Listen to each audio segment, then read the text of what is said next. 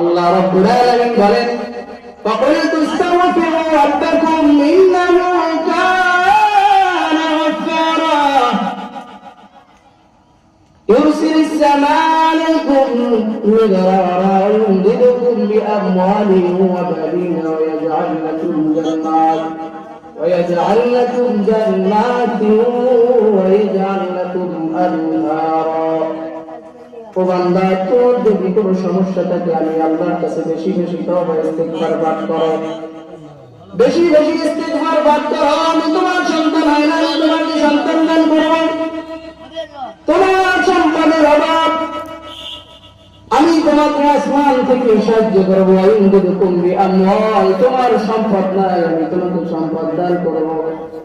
কিন্তু শর্ত হলো আমরা যখন আল্লাহ রাব্বুল আলামিনের কাছে চাইব আমাদের অন্তর এবং জবানের দৃঢ় বিশ্বাস একসাথে থাকতে হবে। জবানে বললাম আর অন্তর দিয়ে বললাম না, সেটা হবে না।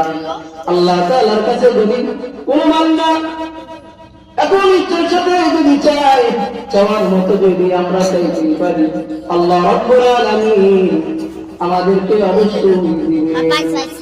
কেননা আল্লাহ রাব্বুল আলামিন কোরআনের মধ্যে আমাদেরকে ওয়াদা করেছেন